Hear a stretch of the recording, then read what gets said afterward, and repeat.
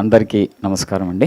పాత్రికేయ మిత్రులకు, అలాగే వేదికను అలంకరించిన రాజ్ కందుకూరి గారికి, శివ కందుకూరి గారికి, ఈరోజు ప్రత్యేకమైనటువంటి గెస్ట్గా విచ్చేసినటువంటి విశ్వక్సేన్ గారికి, అలాగే రాశి గారికి, స్పెషల్లీ ఇంతకుముందు కూడా మనం మాట్లాడుకున్నాము. ఈ చిత్రంలో ఫస్ట్ టైం ప్రొడ్యూసర్గా స్నేహల్, శశి, కార్తికేయ్ వీళ్ళు ముగ్గురు ఫస్ట్ టైం చేస్తున్నారు. ఇది వీళ్ళకి ఒక మంచి చిత్రం అవుతుంది. అలాగే మంచి టీం కూడా వాళ్ళకి దొరికింది. ప్రత్యేకంగా పురుషోత్తం రాజ్ మార్చేసాము గత మొత్తం షూటింగ్. నేను ఎవరు అనుకున్నాను, ఎక్కడ నేను వెతుకుతున్నాను. చాలా చాలా బాగుంది ఈ లుక్. మళ్ళీ మీరు డైరెక్షన్ వదిలేసి యాక్టింగ్లో రావచ్చు. చాలా బాగుంది లుక్, చాలా బాగుంది. అలాగే అరుణ్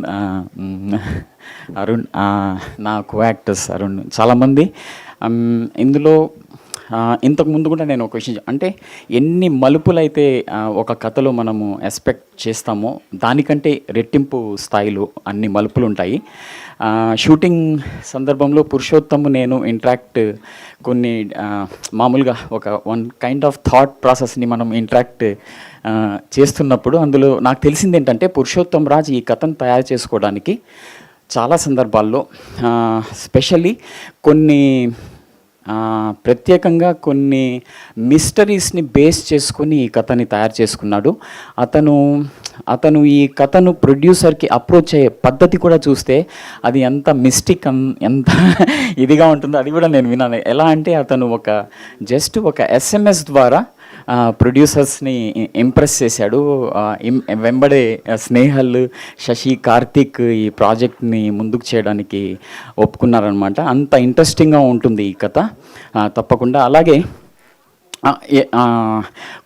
అంటే వివిధమైన పాత్రలని వైవిధ్యమైనటువంటి పాత్రలను చేస్తూ ఎంతో ఇంట్రెస్టింగ్ కాన్సెప్ట్స్ని ఎంచుకుంటున్న శివ కందుకూరికి కూడా ఈ ప్రాజెక్ట్ మంచి విజయాన్ని చేకూర్చాలనేసి, అలాగే మొత్తం team specially Sricharan Pakala, correct నా పేరు చెప్పింది, గ్యారీ, తర్వాత మన విజయ్, గౌతమ్ రాలేదు. వీళ్ళందరూ ఈ కథని వాళ్ళ నుంచి వాళ్ళ స్థాయి కంటే మించి కంట్రిబ్యూషన్ ఉంటుంది.